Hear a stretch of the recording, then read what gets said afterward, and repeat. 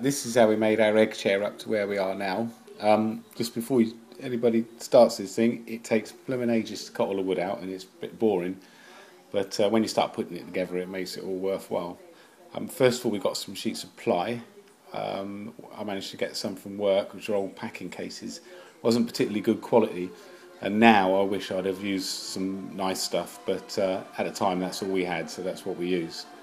I had it in different thicknesses, but we used 9mm thickness for the main structure. I took the measurements of the chair off the internet, off of one that we saw for sale. So it went with a metre outside diameter and a depth of 700mm. So you've got to bear in mind that it needs to fit through a standard sized door once it's completed. I decided to make the main structure about an inch thick, 25mm. And between the vertical segments, I decided that I'd go with 10 centimetres in between each segment, and then figure out the rest from there. First thing we did was to make the horizontal pieces. These are the easiest to make. Found the best way of getting a good arc was to use a tape measure, hammer it into the wood, and using a nail hammer little holes in it that I could stick a pen through, so you could sort of scribe the lines in easily enough. So if you look at picture 1, you've got to find a centre point. So you want to go 200mm up from one edge and 500mm along from the other, and you come up with centre point, which I've called A.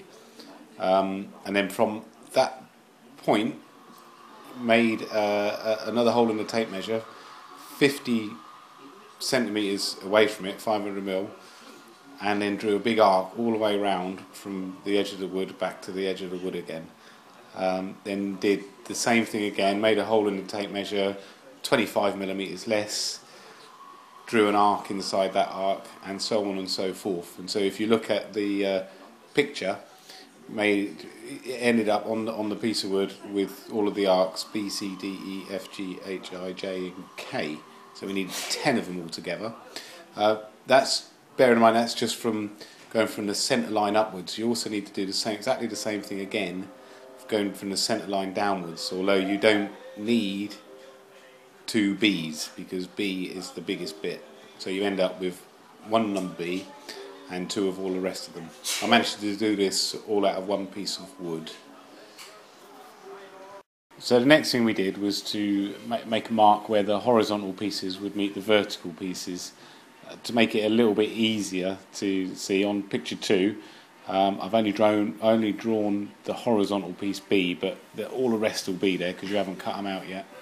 So from the centre point, drew a line straight up, and then all the way around the edge, 100mm apart, drew a little dot, and then drew a line straight from the centre point to the dots, just like spokes on a bike going out.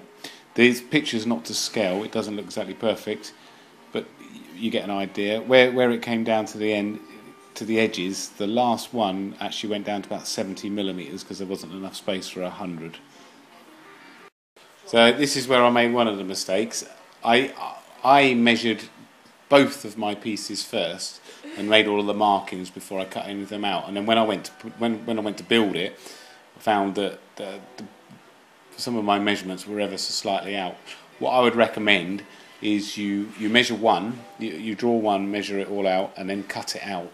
And then out of that bit, I would use piece C, horizontal piece C, on the diagram, and use that as a template, overlay it on top of the other one, and make the markings that way, and then you'll know you've got them in exactly the right place. You sound like the guy of the King's Speech. So then you want to cut them all out. I just used a jigsaw, it worked fine. So you should end up with 19 pieces of wood, 1 piece B and 2 of all of the rest, and each of them should have a line going across where they will meet the vertical segments.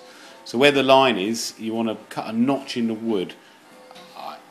I use 9mm ply, and I would recommend making a 10mm cut in it, so you've got a little bit of space to play around with. Some of mine, I cut all mine at 9 to start with, and I ended up having to go around and cut them all again. It took a long time, so I'd make them a little bit bigger to start. So use the line as a centre point. I came back halfway through the wood, so 12.5mm back through the wood, as you can see in the picture, and then cut out the shaded part on every single piece where the line was. I used a little fret saw to cut the notches out of the wood. It did take an awful long time, but eventually when you finished it, you should end up with a pile of wood looking like this, and that's it. They've all that's the horizontal pieces completely finished with. Then you haven't got to worry about them anymore.